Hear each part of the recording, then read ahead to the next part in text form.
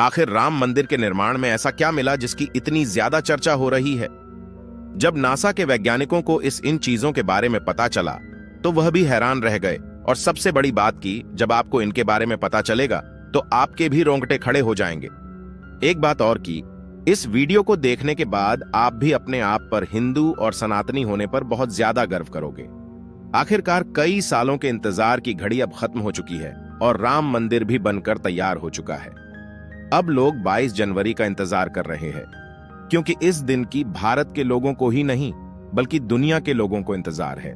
लोग राम लल्ला की स्थापित होने वाली मूर्ति को देखकर झूम उठेंगे, क्योंकि इस दिन के बाद राम मंदिर के दरवाजे हमेशा के लिए भक्तों के लिए खोल दिए जाएंगे। इस मूर्ति को बनवाने के लिए देश के 3 सबसे बड़े मूर्तिकारों को बुलवाया गया है, और जो भी भक्त इस ऐतिहासिक पल को अपनी आंखों से निहारेगा वह जीवन मरण के बंधन से मुक्त हो जाएगा। क्योंकि यह तो आपको पता ही होगा कि 22 जनवरी 2024 को राम मंदिर में रामलाल की मूर्ति की प्राण प्रतिष्ठा होगी। लेकिन यह मंदिर तो बनकर भले ही तैयार क्यों ना हो गया हो, लेकिन इसके निर्माण के समय कई ऐसे चमत्कार हुए हैं, उसे देखकर मंदिर के पड़ती समेत कई लोग दंग रह गए हैं। यहां तक इन चीजों को देखकर नासा के वैज्ञानिकों ने तो अपना सर ही पकड़ लिया है, और तो और वह एक ऐसी गहरी सोच में पड़ गए हैं कि मानो उन्होंने कोई भयानक चीज देख ली हो। आज की इस वीडियो में हम राम मंदिर के बनते वक्त हुए उन चमत्कारों और रहस्यमयी चीजें के बारे में आपको बताएंगे, जिसे सुनकर शायद आप भी यकीन ना कर पाओ। लेकिन वीडियो को शुरू करने से पहले प्रभु श्री राम के सच्चे भक्त होने के नाते आप लोगों को इस वीडियो को लाइक करके नीचे जय श्री राम कमेंट में लिखना होगा, ताकि प्रत्येक देशवासी को यह पता लग जाए कि हम हिंदू भी किसी से कम नहीं हैं। नमस्कार दोस्तों, तो आप देख रहे हैं कि आपको बता दें कि जब यहां मंदिर निर्माण का काम चल रहा था तब एक 1200 खांभों की ड्राइंग तैयार करवाई गई और अमेरिका से एक विशिष्ट वैज्ञानिकों की टीम को बुलवाया गया, ताकि वे इसका निरीक्षण करके होने वाली हर एक कमियों को दूर कर दे और राम मंदिर की शान में 4 चांद लगा दे। लेकिन जैसे ही राम मंदिर के निर्माण के वक्त वहां की धरती को खुद गया, तब उस धरती से एक ऐसी वस्तु निकली कि उसे BCC देखकर सभी के होश उड़ गए। और उसे चमत्कारी और दिव्या वस्तु ने न सिर्फ उन वैज्ञानिकों के होश उड़ाए बल्कि भारत सरकार को भी हिलाकर रख दिया। जिसके बाद तुरंत एक कमेटी बनाई गई और उसकी जांच के लिए लगा दी। लेकिन उसके बाद कुछ ऐसा हुआ कि वे सभी भी प्रभु श्री राम के भक्त बन गए। दरअसल यह बात है राम मंदिर के निर्माण के समय की, जब अमेरिका से थॉमस नाम के एक वैज्ञानिक भारत में राम मंदिर निर्माण कार्य के दौरे पर आए हुए थे।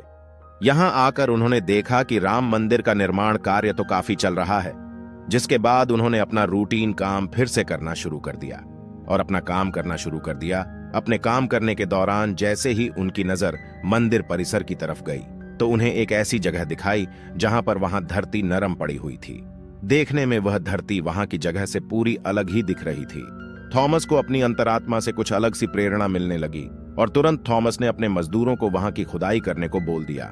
एक बार के लिए तो मजदूर भी हैरान हो गए कि ऐसी धरती की वह खुदाई क्यों करवा रहे हैं, लेकिन मजदूरों को तो उनका ऑर्डर मानना ही काम था, इसलिए उन्होंने बिना कुछ सवाल किए खुदाई शुरू कर दी। जैसे ही वहां पर खुदाई शुरू हुई, कुछ ही देर बाद उस धरती से पानी का प्रवाह शुरू हो गया। उस बहते हुए पानी को देख खुदाई करने वाले मजदूर परेशान हो गए, क्योंकि पानी के अंदर खुदाई करना मुश्किल ही नहीं बल्कि नामुमकिन सा हो जाता है। लेकिन जब इस पानी का सर्वेक्षण किया तो पता चला है कि यह पानी तो पास ही में बह रही सरयू नदी का पानी है। वे लोग यह समझ नहीं पाए कि यह माता सरयू का आशीर्वाद है कि वह खुद राम मंदिर की निर्माण में सहयोग कर रही थी। इस पानी ने सभी वैज्ञानिकों को एक गहरी सोच में धकेल दिया। वे यह सोचने लग गए कि अगर ऐसे ही पानी निकलता रहा तो जहां एक भव्य मंदिर का निर्माण कैसे हो पाएगा, क्योंकि एक पानी वाली सतह पर मजबूत मंदिर बनवाना कोई हंसी खेल की बात नहीं थी। उस समय सभी के दिमाग में एक ही बात थी कि सरयू नदी का मंदिर की भूमि के नीचे मिलना कोई चमत्कार है या फिर कोई कुदरत का करिश्मा, यह कोई भी नहीं जानता था। आखिरकार जब कोई भी समाधान नहीं मिला तब सभी मिलकर श्री राम से प्रार्थना करने लगे, क्योंकि जाहिर सी बात थी जब तक वो माता सरयू के पानी की धारा बंद नहीं होगी तब तक आगे का काम शुरू नहीं किया जा सकता था।